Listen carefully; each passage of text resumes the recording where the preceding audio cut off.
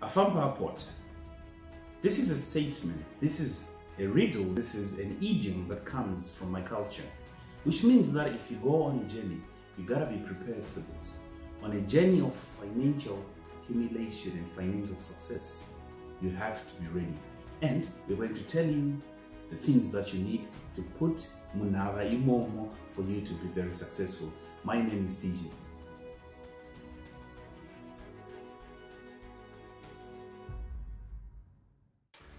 Jim Rohn once said, success is not something you chase like a butterfly. Success is something you attract by becoming an attractive person. How do you become an attractive person? You can only become an attractive person by investing stuff in yourself. You become an attractive person by investing in yourself, building yourself up by doing things that will actually help you to become a success in your life. Now, in this coming video, we are going to look at the following 5 things that can actually help you also to become a success. Now, first coming up is TJ, who is going to look at self-reliance. Man is his own star, and a soul that renders a perfect and honest man commands all the fate, the influence, and the light. Nothing falls too early for him, nothing falls too late for him. And in this, we call this self-reliance, and I'm getting this inspiration from Ralph Waldo. The biggest reason that I love self-reliance is that to believe in your own soul, to believe in your own words and action. Not only that, but to believe what is good for your private heart is good for everybody is true genius. I'm going to give you an example, the example of Henry Ford. Henry Ford said that if I had asked everybody what they wanted, they would have actually told me that they wanted faster and stronger horses. And this is the great man that gave us the automobile, Ford. And he depended on his own thoughts, and I call that genius. So at the end of the day, self-reliance is a really important thing. With self-reliance, all that I'm saying is that you are enough by yourself. Can you take care of yourself? You are the first person in any situation. So start with yourself. Do you have a partner? Go to that partner. Make it 2 people. Make yourselves reliant on each other. If you've got a family, well, make sure that you, the spouse, and the children are self-reliant. From that, you can broaden it up. See the good works that you're doing, growing in step by step, how it is going to benefit the village. From the village, make it a growth point. From a growth point, you make it into a small town. The small town one day is going to be a mega city. So, all I'm saying that with self-reliance, you will learn how to grow and make a system that is going to benefit the society at large. And, you know, on the African society, we speak about Ubuntu. To conclude self-reliance, I would say that your good work and all that you have is the starting point. Well, listen to what the same person said. Henry Ford said that, I want to build an automobile, a very good automobile that is going to be very cheap, that no one is going to be unable to get it. Look at the dreamland. Look at what is happening in America because of what he dreamt about. So, I'm going to ask you a question. When you're self-reliant on yourself, what are you going to build for your society? After self-reliance, one needs to look at the image and say, what kind of image am I portraying to other people?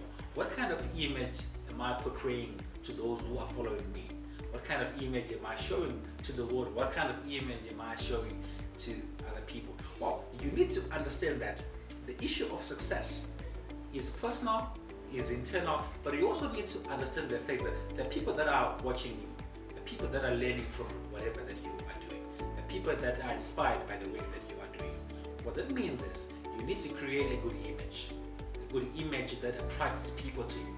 Now, if you're a leader, you need to understand the fact that people don't do what they hear, people do what they see. Whatever they're seeing you doing as a leader is exactly what people do. If you're a parent, you know that your children, they don't do much of what they hear you telling them. They do much of what they see you doing. So your image ought to be a good image. Now, John Maxwell, who is a great author of leadership stuff, he said in one of his books, he wrote it's called the law of picture. The law of picture. And he said, people do not do what they hear, people do what people see. Whenever you are driving, people are watching. When you're talking, people are watching. When you're working, people are watching. Whatever that you are doing, people are watching you. What kind of image are you portraying? You are being watched 24/7.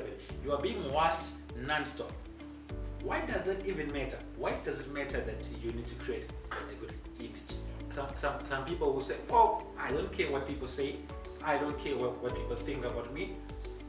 Well, you need to care about what people think about you. You need to care about what people say about you, because there's a lot there's a message that you are sending.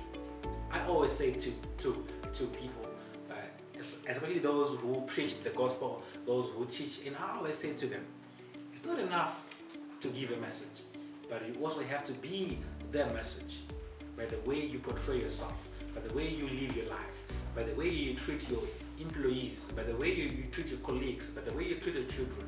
You have to learn to present yourself. It's not just about how good you are dressed, but it's about something that comes from inside and goes on the outside. How do you talk to employees? How do you react to challenges? How do you talk to your children? How do you talk to your friends? All those things speak about your image. You may have money, you may have all the other things, but success is beyond money. Success is about influence. Success is about impact. And a good image really sends a good message about making impact in the world. I urge you to look on your image and ensure that you are sending good messages always to those who are watching you. Character is very important, and the character that I always concentrate on is integrity. Integrity means one, fullness. Integrity is the fullness of a person. Do you cut corners? Do you throw spanners into the works? Do you compromise? Do you not stick to your words? Do you say what you mean? Do you mean what you say? Integrity is very important. Doing what is good when nobody is seeing is what we call integrity. The moment that you are able to do the good when nobody is watching, then we can truly call you the man of integrity. And if you carry integrity on this journey, it means that even the smallest of the things that you're going to do is going to give you the results that you always accept. And even your goals, even your targets are going to be even easy to meet. Integrity is the key. We cry of economists, we cry of politicians, we cry of politics and say that there is no integrity. Well, in the bag or munava you start with integrity, because integrity on yourself is going to be spread through like a fire, and when the fire is raging, you're going to see that it's going to be a nation of integrity, and well, success follows and comes along. After building your character, you need to move on to build your self-discipline. You need to build self-discipline. Now, what is self-discipline? Self-discipline is the ability to do those things that you should be doing at the right time, at the right place, without giving up, without procrastination, without putting stuff aside. A number of people want to do things. A number of people want to study. A number of people want to exercise and lose weight. A lot of people want to start businesses and save money and become rich and become wealthy. But what they lack self-discipline of putting some little money aside each month, of going to the gym and exercising each morning, each evening, each day. It takes more than just saying I want to do something. It takes discipline. It takes self-discipline, something that you instill into yourself and stick to whatever decision that you said you are going to make. You need to develop this strength. You need to develop this ability to do what you say you are going to do. Now, it's not easy to develop self-discipline. I understand that. It's not easy to follow through whatever you said that you are going to do. Now, I want to give you a few steps that will guide you in developing self-discipline. The first thing is, you need to start by making small steps. Start by taking small steps into whatever that you are doing. If you want to save money, start by saving 20 rand a day or 20 rand a month. Then you make sure that you're consistent. Consistency is very important in building self-discipline. You cannot be self-disciplined without consistency. You need to be consistent in putting that little money aside each day, each month, each week, each year. Going to the gym, if you said that you are going to the gym each day, at least start by exercising a few things. Then you grow from there. Do things that don't cause much damage to you, or do things that don't cause much pain to you. Because if you start by doing things that cause much pain or that cause much hurt, then you're quickly going to give up. If it's exercising, start by doing aerobics, stuff that are easy on your body. If it's saving money, start by saving little money, then grow from there. Push yourself into discover a little bit, little by little. You now need to push yourself a little by little. If you begin by saving 20 rand, the next month move to 50 rand, then the next month move to 100 rand. The more you do that, you see that you are developing strength inside. You are developing discipline each day. Now, the next step is know your weaknesses. What are your weaknesses? Try to remove those weaknesses and ensure that you stick to whatever you say. The last thing that I want to talk about is remove temptations around you. If you say that you want to lose weight, you want to cut all the carbs, you want to cut all the fat food, you are not going to deal with that if you're going to be surrounded by those kind of food. You need to remove those temptations away. Set clear goals. Follow those goals. Create new habits and ensure that you follow those through. Self-discipline will help you to achieve success because it results in consistency, and consistency is something that you will result in success. I urge you to develop self-discipline each day and ensure that you start small and grow big by consistency. Thank you. The journey of wealth creation is beautiful. It's amazing. It carries in itself a lot of things. It carries in itself a lot of transformation. And one of the transformations that I'm looking forward to get from you and to put in your bag is to get that extra. Is it an extra mile? Is it an extra kg? I don't know what it is, but I want you to give in that extra to the ordinary and you're going to become extraordinary. Well, you ask me the question, who am I to be extraordinary? Who are you not to be extraordinary?